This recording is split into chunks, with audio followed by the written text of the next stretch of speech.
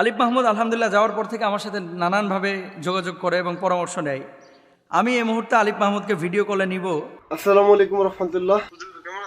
আজি আলহামদুলিল্লাহ। আলিফ মাহমুদ আপনি কেমন আছেন? আল্লাহর মতো ভালো আছি আলহামদুলিল্লাহ। আলিফ মাহমুদ আপনি কেন পায়ে হেঁটে মক্কায় গেলেন? আসসালামু আলাইকুম রহমতুল্লাহি ওয়া বারাকাতুহু। আলিফ মাহমুদ পায়ে হেঁটে হজ করতে যাওয়ার কারণ কি? চলুন জেনে আসি আলিফ মাহমুদের নিজের মুখেই। আলিফ মাহমুদ আলহামদুলিল্লাহ যাওয়ার পর থেকে আমার সাথে নানানভাবে যোগাযোগ করে এবং পরামর্শ নেয়। আমি এই মুহূর্তে আলিফ মাহমুদকে ভিডিও কলে নিব। আসসালামু আলাইকুম রহমতুল্লাহ। আজি আলহামদুলিল্লাহ। আলিফ মাহমুদ আপনি কেমন আছেন? আল্লাহর মতো ভালো আছি আলহামদুলিল্লাহ। আলিফ মাহমুদ আপনি কেন পায়ে হেঁটে মক্কায় গেলেন? যে ভাই প্রশ্নটি করেছেন সেই ভাই এবং গোটা জাতির উদ্দেশ্যে আপনি যদি বলতেন কত হাজার কিলোমিটার সফর করলেন, কত দিনে কয়টা দেশ সফর করেছেন? আপনি বিয়ে শাদী কি করবেন দেশে এসে? প্রস্তাবনা যায় নাই, ইরান থেকে পাকিস্তান থেকে কেউ প্রস্তাব দেয় নাই। আপনি নাকি অনেক টাকা পয়সা ইনকাম করেছেন, মাঝে মাঝে আপনি নাকি গাড়িতে সফর করেছেন, এটা সত্যতা আছে কিনা? কিন্তু এরকম কোনো ব্র্যান্ডিং কোম্পানি কি আপনাকে কেউ স্পন্সর করেছে যে আপনি এখানে যাচ্ছেন 30 লক্ষ টাকা আপনারা দিব, এরকম কিছু আছে? হুসাইন মাহমুদ নামের আমাদের এক ভাই প্রশ্ন করেছেন কুমিল্লা লাকসাম থেকে। উনি লিখেছেন যে মোহতারাম, আমাদের এই অঞ্চলের একজন যুবক যার নাম আলিফ মাহমুদ, তিনি 9 মাস আগে হাঁটা শুরু করে ইতিমধ্যে মক্কায় পৌঁছিয়েছেন এবং তাকে নিয়ে আপনি একটা ইন্টারভিউ দিয়েছিলেন যেটা সোশ্যাল মাধ্যমে ছড়িয়ে পড়েছিল, তার সাক্ষাৎকারটি। সেখানে আপনি এটাকে পজিটিভলি উপস্থাপন করেছিলেন। আলিফ মাহমুদের হেঁটে মক্কায় যাওয়া এ বিষয়টাকে আপনারা যদি পজিটিভলি উপস্থাপন করেন তাহলে কি আমরা ধরে নিব যে এটা জায়েজ বা এ ব্যাপারে ইসলামী শরিয়ার পরিপূর্ণ সমর্থন আছে? খুব ইম্পর্ট্যান্ট একটা বিষয়। আলিফ মাহমুদ হেঁটে মক্কায় গিয়েছে 9 মাসে। কোরআনুল কারিমে যে আল্লাহ সুবহানাহু ওয়া তাআলা হজ্জের ব্যাপারে যতগুলো কথা বলেছেন, ওমরার ব্যাপারে যে কথাগুলো বলেছেন, এখানে বাহনের কথাও বলেছেন এবং পায়ে হেঁটের কথাও বলেছেন। দুটো কথাই কিন্তু আল্লাহ বলেছেন।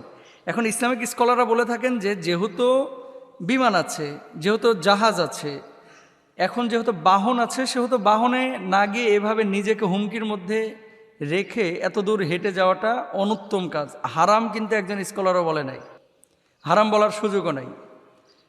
কেন সুযোগ নাই? আপনি আপনার বাড়ির পাশে মসজিদে যাচ্ছেন নামাজে, এখন নামাজে আপনি হুন্ডা নিয়ে যাবেন না গাড়ি নিয়ে যাবেন নাকি আপনি ঘোড়া নিয়ে যাবেন, সেটা তো আপনার একান্ত ব্যক্তিগত ব্যাপার। যদি আপনি বলেন যে আলাদা কোনো ফজিলত আল্লাহ রাসূল বলেছেন কিনা, তাহলে আলাদা কোনো ফজিলতের এখানে বিষয় না, বিষয়টা হচ্ছে জায়েজ এবং না জায়েজ।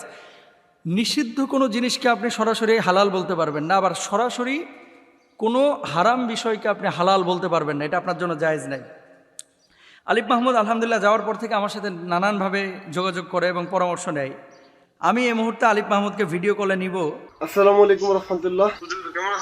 আজি আলহামদুলিল্লাহ। আলিফ মাহমুদ আপনি কেমন আছেন? আল্লাহর মতো ভালো আছি আলহামদুলিল্লাহ। আচ্ছা, আমাকে আপনাদের লাকসাম থেকে একজন প্রশ্ন করেছেন যে আলিফ মাহমুদের ইন্টারভিউ নিয়েছিলেন 9 মাস আগে, তো সে সময় পজিটিভলি উপস্থাপন করেছিলেন আলিফ মাহমুদকে।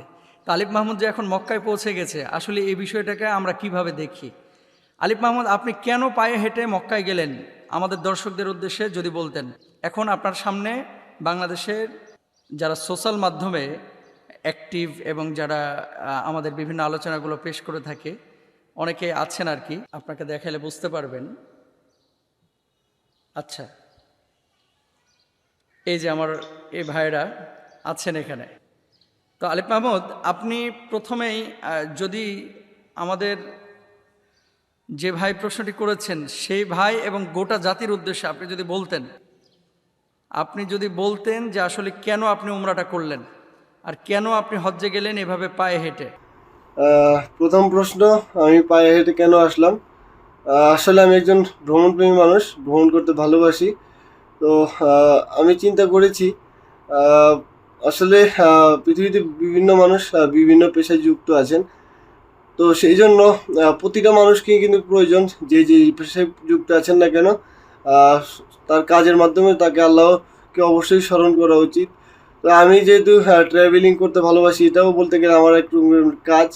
তো আমি আমার কাজের মধ্যে আমি যদি আল্লাহকে পাই, আমি যদি আল্লাহর রাস্তায় থাকতে পারি, তাহলে সেটা আমার জন্য অনেক বড় একটা পাওয়া। তো সেই জন্য আমি চিন্তা করলাম আমি আমার প্রথম সফরটি আমি মক্কা মদিনাতে করব।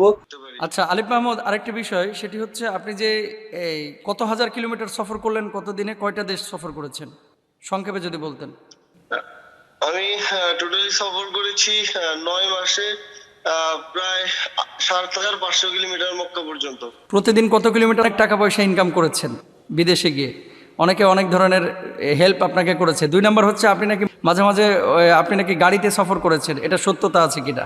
ওইরকম লেভেলের মানে কোনো টাকা পয়সা আসলে ইনকামের জন্য তো এখানে বাইর হয়নি। একটা বিষয় বলি যে কেউ যদি আপনাকে, এখন আমরা তো মাহফিলে যাই বিভিন্ন জায়গায়, আপনাকে $2,000 বা $1,000 কেউ যদি হাদিয়ে দেয় সেটা ভিন্ন বিষয়, কিন্তু এরকম কোনো ব্র্যান্ডিং কোম্পানিকে আপনাকে কেউ স্পন্সর করেছে যে আপনি এখানে যাচ্ছেন 30 লক্ষ টাকা আপনারা দিব, এরকম কিছু আছে? আসলে বাংলাদেশ থেকে যখন বাইরে তখন স্পন্সর ছিল, কিন্তু যত পরিমাণের সমালোচনা হয়, কিন্তু পরবর্তীতে স্পন্সরও ভয় আর আমাকে আর কি স্পন্সর করে নাই। পরবর্তীতে আমি বলতে গেলে সম্পূর্ণ নিজের খরচে এই পর্যন্ত আসছি, আলহামদুলিল্লাহ। শুকরান। তারপরে স্পন্সর ভাইদেরকে ধন্যবাদ, যে তারা পাশে ছিল বিদায় আমি আর একটু বেশি সাহস পেয়েছি। যদিও পরবর্তীতে পাশে ছিল না, কিন্তু তারা প্রথম অবস্থায় পাশে ছিল বলেই আমি আমার সাহসটা পেয়েছি। তাই তারা পাশে না থাকলে তাদেরকে আমি ধন্যবাদ জানাই। ধন্যবাদ। আর আপনি যে পায়ে হেঁটে না গিয়ে গাড়িতে চড়েছেন মাঝে মাঝে, যেগুলো ব্লগাররা সোশ্যাল মাধ্যমে যারা কাজ করে তারা যে ছড়াচ্ছে, এটা কি সত্য? না, আমি একবার সংক্ষেপে বলি। মানুষ মনে করে যে অনেক দূরত্ব। আসলে আমি চিন্তা করেছি যে আমি পুরো পৃথিবীটা ভ্রমণ করবো। পুরো পৃথিবী বলতে গেলে 1.5 থেকে 2 লক্ষ কিলোমিটার। তো আমি যদি পুরো পৃথিবী ভ্রমণ করার একটা পরিকল্পনা করতে পারি, আসলে আল্লাহর ঘরে যাওয়া 8,000 কিলোমিটার এটা আমার জন্য কিছুই না। যদি 8,000 জায়গায় মাশাআল্লাহ। 80,000 কিলোমিটার হতো সেটা আমার জন্য সম্ভব ছিল। জি। আমি ইন্ডিয়াতে টোটাল সফর করেছি হুজুর 2,000 কিলোমিটার। তো 2,000 কিলোমিটার সফর করার জন্য আমি প্রায় 2 মাসের বেশি ছিলাম। তো প্রতিদিন আমি এমনি 40-50 কিলোমিটার সফর করি। তো এমনি 50 দিনের মধ্যে ইজিলি সফর করা যায় পুরো ধন্যবাদ। ইন্ডিয়া। তো আমি সেখানে 2 মাসের বেশি ছিলাম। ধন্যবাদ। তারপরে পাকিস্তান 14 দিন ছিলাম। ইরানে সবচেয়ে মানুষের বেশি ছিল ইরান নিয়ে, যে ইরানে তো তাদের কিভাবে শেষ করলাম। আচ্ছা মূলত ইরান ছিল 700 কিলোমিটার আমার সফর, এবং 700 কিলোমিটার আমি 18 দিনে শেষ করি। আচ্ছা, আপনি তাহলে কোনো গাড়ি ইউজ করেন নাই? আমার কথা শোনেন, আপনি কি কোনো গাড়িতে ওঠেন নাই তাহলে? একমাত্র আমি ইরান থেকে আরব আমিরাত যখন প্রবেশ করি, এখানে আমি শিপ ইউজ করছি, মানে জাহাজ? এবং কি জি, এবং কি হুজুর বাংলাদেশ মানে পাকিস্তান ওই সাইডে পৃথিবীতে যত দেশ আছে, আমি হয়তো প্রথম মানুষ যে বাংলাদেশ থেকে পৃথিবীর ওই সাইডে মানে দক্ষিণ এশিয়ার ওই সাইডের প্রথম মানুষ যে বাংলাদেশ থেকে সৌদি আরব আসছি। কারণ পাকিস্তানের পরে ইন্ডিয়া আছে, ইন্ডিয়াদেরকে পাকিস্তান ভিসা দেয় না, যার কারণে তারা চাইলেও হাইটে আসতে পারে না, তাদের ফ্লাইটে আসতে হয়। তারপর হচ্ছে বাংলাদেশ।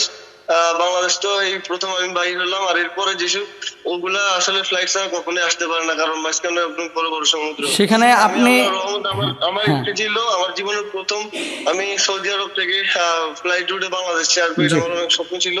আমি এখন পর্যন্ত আল্লাহর রহমতে আমি ফ্লাইট কখনো উঠিনি, আর এবং কখনো বিমান দেখিও নাই। অনেকে ভাবছে আমি বিমানে উঠছি, আসলে বিমানে এখনো আমি উঠিনি।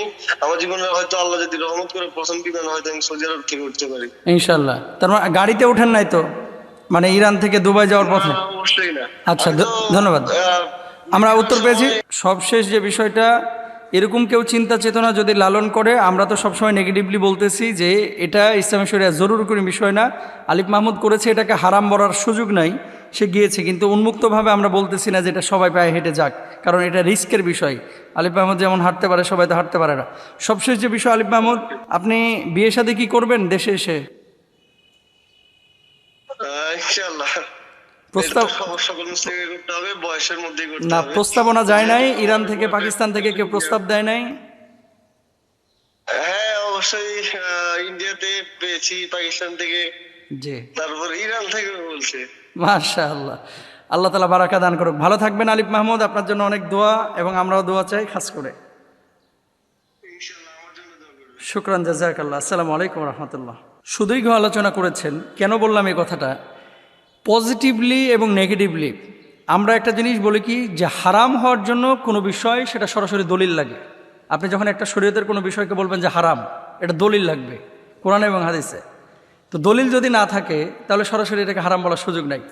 সারা বাংলাদেশের প্রত্যেকটা মানুষ পায়ে হেঁটে হজ্জে যাক, এটা কিন্তু আমরা বলতেছি না। তবে কেউ যদি যায় আল্লাহকে ভালোবেসে, রাসূলকে ভালোবেসে, সেটাকে হারাম বলার সুযোগ নেই। তবে জীবনের হুমকি যদি থাকে, সবাই তো ওর মতো হাঁটতে পারে না। যে যাওয়ার পরে আপনার স্ট্রোক করে মরে যাবে বা তাপে মরে যাবে, এরকম যদি আশঙ্কা থাকে তাহলে সেই ব্যক্তির জন্য মানে ভুলেও এটা করা যাবে না, কারণ সেটা আত্মহত্যার শামিল। আল্লাহ তাআলা আমাদের